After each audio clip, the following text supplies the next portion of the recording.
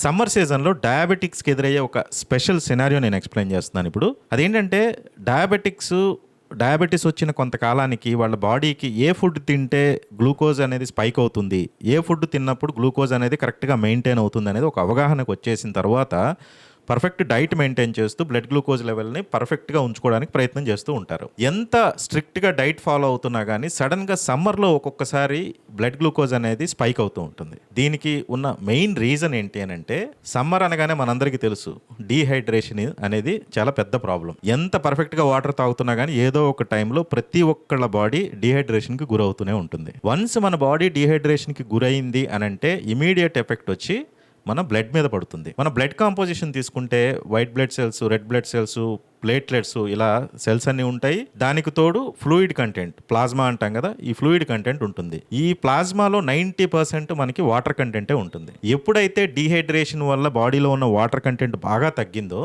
ఈ ప్లాస్మాలో ఉన్న వాటర్ కూడా తగ్గిపోయి బ్లడ్ అనేది చాలా కాన్సన్ట్రేటెడ్గా థిక్గా తయారవుతుంది. ఇప్పుడు సెకండ్ ఎఫెక్ట్, ఎప్పుడైతే బ్లడ్ బాగా థిక్గా అయిందో బ్లడ్ సర్క్యులేషన్ అనేది పర్ఫెక్ట్గా జరగడానికి ఒక అవకాశం ఉండదు. ఎంత ఫ్లూయిడ్గా ఉంటే అంత ఫ్లో ఉంటుంది, ఎంత థిక్గా ఉంటే ఫ్లో అనేది తగ్గిపోతుంది. కాబట్టి బ్లడ్ సర్క్యులేషన్ మీద దీని ఎఫెక్ట్ పడుతుంది. ఇప్పుడు థర్డ్ ఎఫెక్ట్ అదేంటంటే థిక్నెస్ వల్ల బ్లడ్ సర్క్యులేషన్ బాగా తగ్గిపోయింది. తగ్గిపోవటం వల్ల ప్రతి సెల్కి కూడా బ్లడ్ రీచ్ అయ్యి అక్కడ ఉన్న గ్లూకోజ్ని సెల్ లోపలికి పంపించడానికి కావాల్సిన ఇన్సులిన్ని సప్లై చేయడం కూడా తగ్గిపోతుంది. ఇన్సులిన్ ఎఫిషియన్సీ తగ్గిపోవటం వల్ల, సెన్సిటివిటీ బాగా తగ్గిపోవటం వల్ల గ్లూకోజ్ అనేది ఎనర్జీ కింద కన్వర్ట్ అవ్వకపోవటం వల్ల బ్లడ్లోనే గ్లూకోజ్ లెవెల్స్ పెరిగిపోతాయి. ఇక తర్వాత ఎఫెక్ట్ ఏంటి అని అంటే ఎప్పుడైతే ఇన్సులిన్ గ్లూకోజ్ని కన్వర్ట్ చేయలేక బ్లడ్లోనే గ్లూకోజ్ మిగిలిపోతుందో ఒక స్ట్రెస్ కండిషన్ అనేది తయారవుతుంది బాడీలో. ఇమీడియట్గా బ్రెయిన్ ఏం చేస్తుందంటే ఒక 3 హార్మోన్స్ రిలీజ్ చేస్తుంది. ఈ 3 హార్మోన్స్ కూడా స్ట్రెస్ హార్మోన్స్. ఒకటి కార్టిజాలు, 2 గ్లూకగాను, 3 అడ్రినలిన్. ఇవి ఎందుకు రిలీజ్ చేస్తుందంటే డిఫెన్స్ మెకానిజం. ఏదో ఒకటి చేయాలి. ఇప్పుడు చేయకపోతే సెల్కి గ్లూకోజ్ లేక ఎనర్జీ అందట్లేదు. ఏం చేయాలి? ఇమీడియట్గా ఈ కార్టిజాలు, ఈ గ్లూకగాను, ఈ అడ్రినలిన్ ఏం చేస్తాయి అంటే లివర్కి ఒక సిగ్నల్ ఇస్తాయి. అదేంటి అని అంటే నీ దగ్గర ఉన్న గ్లైకోజన్ని ఇమీడియట్గా గ్లూకోజ్ కింద కన్వర్ట్ చేసి బ్లడ్లోకి రిలీజ్ చెయ్యి. ఎందుకనంటే బ్లడ్లో ఉన్న గ్లూకోజ్ ఏది సరిపోవట్లేదు, సెల్ వరకు వెళ్ళట్లేదు, ఇంకా ఎక్కువ గ్లూకోజ్ అవసరమేమో అనే ఒక డిఫెన్స్ మెకానిజంలో గ్లైకోజన్ని గ్లూకోజ్ కింద మార్చి లివర్ బయటికి రిలీజ్ చేస్తుంది.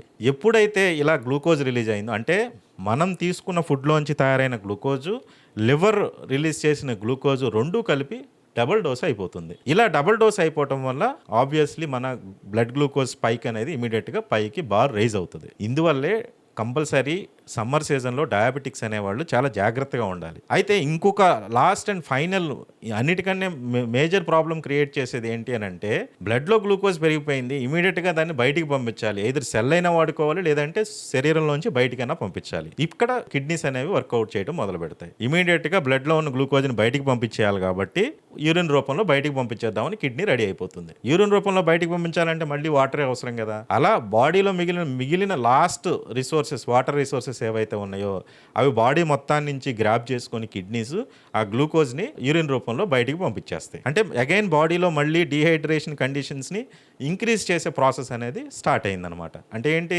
ఆల్రెడీ డీహైడ్రేట్ అయిన బాడీని ఉన్న వాటర్ని కాస్త యూరిన్ రూపంలో కిడ్నీస్ బయటికి పంపించేస్తాయి. ఇలా బాడీలో స్ట్రెస్ పెరుగుతూనే ఉంటుంది. వన్స్ ఒకవేళ మనం ఏదైనా పొరపాటుగా బాడీని హైడ్రేట్ చేయకపోతే ఇలాంటి సిచ్యువేషన్లోనే మేజర్ కాంప్లికేషన్స్ వచ్చే అవకాశం ఉంటుంది. ఈ ఎఫెక్ట్ బాడీలో ఉన్న ఏ ఆర్గాన్ మీదైనా పడవచ్చు. కాబట్టి డయాబెటిక్స్ అనేవాళ్ళు రెగ్యులర్గా మీరు ఏదైతే లీటర్లు అని క్వాంటిఫై చేసి నీళ్ళను తాగుతున్నారో ఆ పద్ధతి మానేసి టైంని క్యాలిక్యులేట్ చేయండి. ఏ టైంకి ఎంత వాటర్ తాగుతున్నాము, గంటకి ఎంత వాటర్ మన బాడీకి మనం హైడ్రేట్ చేయడానికి సప్లై చేస్తున్నాం అనేది మోర్ ఇంపార్టెంట్. మీరు ఒకవేళ 15-16 గంటలు మేల్కొని ఉంటే గంటకి 100 నుంచి 150 ml మీరు తాగగలిగితే లీటర్లు ఒకేసారి తాగాల్సిన అవసరం ఎట్టి పరిస్థితిలో ఉండదు. కాబట్టి ఎన్ని నీళ్లు తాగానని కాదు, ప్రతి గంటకి నేను నీళ్లు తాగుతున్నా లేదా అని చూసుకుంటే ఎప్పుడు కూడా మీ బాడీ హైడ్రేషన్లో ఉంటుంది. బ్లడ్ కూడా ఎప్పుడు కూడా ఉండాల్సిన కన్సిస్టెన్సీలో ఉంటుంది. కాన్సన్ట్రేషన్ లెవెల్స్ ఎప్పుడు కూడా పెరగకుండా ఉంటాయి. ఇన్సులిన్ ఎఫిషియన్సీ కూడా పర్ఫెక్ట్గా ఉంటుంది. బ్లడ్ గ్లూకోజ్ లెవెల్ మీరు మిగిలిన సీజన్స్లో ఎలా అయితే మెయింటైన్ చేస్తున్నారో ఆ విధంగానే సమ్మర్లో కూడా మెయింటైన్ చేయడానికి అవకాశం ఉంటుంది. కాబట్టి సమ్మర్ సీజన్లో ఎస్పెషల్లీ ఆల్కహాల్ కావచ్చు, లేదు షుగరీ బెవరేజెస్ కావచ్చు, టీ కాఫీలు కావచ్చు, ఇవన్నీ కూడా డయూరిటిక్స్ కింద పనిచేస్తాయి. ఎక్కువ యూరిన్ రూపంలో బయటికి వెళ్ళిపోయేదానికి, వాటర్ వెళ్ళిపోయేదానికి అవకాశం ఉంటుంది కాబట్టి వీటన్నిటిని కంపల్సరీ అవాయిడ్ చేయండి. ఎక్కువ water content and fibre content ఉండే కుకుంబరు, వాటర్ మెలన్ ఇలాంటి ఫ్రూట్స్ తీసుకోవడానికి ప్రయత్నం చేయండి.